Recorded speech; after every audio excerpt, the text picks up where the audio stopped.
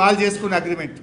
After detailed deliberation, the board decided that sharing of water between both the states may be followed 66-34 for the current water year 24-25. 66-34 చేసుకున్నారు అని మన మీద మాట్లాడినరా? మరి మీరెందుకు చేసుకున్నారు? మీ ప్రభుత్వం వచ్చినాక ఎందుకు చేసింది? మీకంటే ముందు సంవత్సరం 2023-24లో బీఆర్ఎస్ పోరాడి 66-34ను తొలగించి అపెక్స్ కౌన్సిల్కు రెఫర్ చేసి ఆ 66-34 లేకుండా ఏ రాష్ట్రానికి ఎన్ని నీళ్ళలో 3-men కమిటీ ఆధారంగా వాడుకోవచ్చు అని మేం చేపిస్తే మళ్ళీ మీరు వచ్చి దాన్ని తీసేపించి 66-34ను తెచ్చిందే కాంగ్రెస్. ఇప్పుడు చెప్పండి, మరణ శాసనం రాసింది ఎవరు? మీరు కాదా? 66-34 లేకుండా మేము అగ్రిమెంట్ చేసినాం పోరాడి మీరు వచ్చి మళ్ళీ 66-34ను మళ్ళీ తీసుకొచ్చింది కాంగ్రెస్ పార్టీ.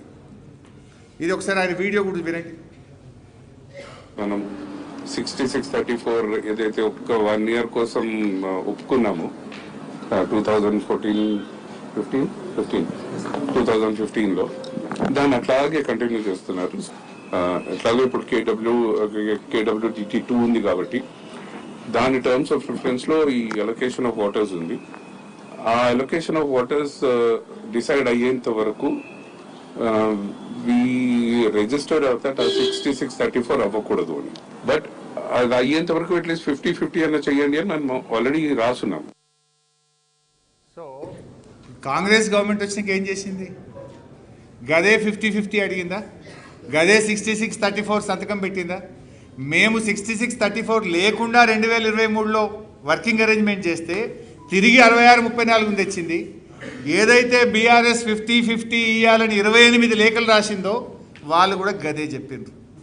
అంటే వీటన్నిటికీ పరిష్కారం సెక్షన్ 3 కింద కృష్ణా జలాల పునఃపంపిణీ. అది సాధించిండు కేసీఆర్. ఫస్ట్ ఎపెక్స్లో కొట్లాడి, సెకండ్ ఎపెక్స్లో కొట్లాడి, సుప్రీంకోర్టుకు పోయి కేంద్రం మెడలు వంచి సెక్షన్ 3ని తెచ్చిండ్రు. ఇంకో 6 నెలల సెక్షన్ 3 కింద మన రాష్ట్రానికి మినిమం తక్కువ 500-600 TMCల నీళ్ళు వస్తాయి. అది దీని పరిష్కారం. మరి ఇంతకాలం మీరు చెప్పేదంతా సొల్లే కదా. ఇక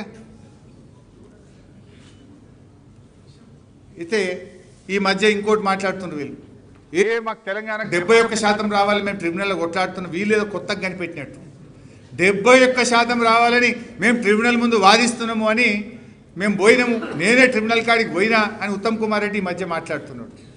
అసలు ఇది చూడండి డేటు, జూలై 14, 2014. అంటే రాష్ట్రం వచ్చిన 42 రోజులకు, తెలంగాణ ఏర్పడ్డ 42 రోజులకు కేసీఆర్ గారు తెలంగాణకు 69% నీళ్లు రావాలని, దాని ప్రకారంగా సెక్షన్ 3 కింద ట్రిబ్యునల్ ఏర్పాటు చేయాలని 42 రోజులకే కేసీఆర్ రాశారు.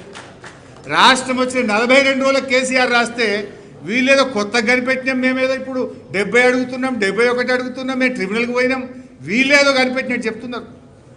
ఆనాడు రాష్ట్రం ఏర్పడ్డ 42 రోజులకే, అంటే కేసీఆర్కు నీళ్ల మీద ఎంత నిజాయితీ ఉంది, రాష్ట్రం మీద ఎంత కమిట్మెంట్ ఉంది, ఎంత పట్టుదల ఉందనడానికి 42వ రోజే కొత్త సంసారం. అధికారులు కూడా లేరు, మన IAS ఎవరో తెలియదు, ఏడ కూర్చోవాలనో తెలియదు, సెక్రటరియట్లో కుర్చీల పంచాయతీ నడుస్తుంది.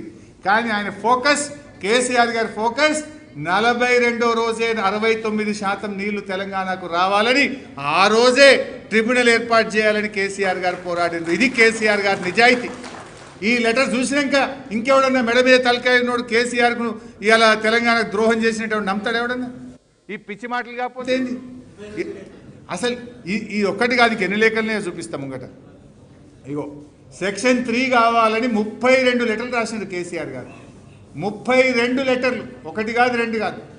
మీరు చూస్తే ఇక ప్రధానమంత్రికి రాసిన లేఖ 17వ letter from CM government of Telangana to prime minister on section 3, 26/12/2018. Letter from chief minister to Telangana ministry of MOJS on section 3 and various aspects. ఇట్లా చూడండి మీరు, 2014 నుంచి 32 లెటర్లు రాసినాం సెక్షన్ 3 కోసం. 32 లెటర్లు రాస్తారు, ఫస్ట్ ఎపెక్స్లో మాట్లాడతారు, సెకండ్ ఎపెక్స్లో మాట్లాడతారు, సుప్రీంకోర్టుకు వెళ్తారు, చివరికి కేంద్రం మెడలు వంచి సెక్షన్ 3 తెస్తేనే కదా ఈరోజు నువ్వు పోయి ట్రిబ్యునల్ ముందు వాదిస్తున్నావు. అసలు అది లేకపోతే మీరు కాంగ్రెస్ రాసిన మరణ శాసనం 299లో ఇలా ఆగమైపోదు. దాని నుంచి బయటకు తెచ్చి ఇవాళ కృష్ణలో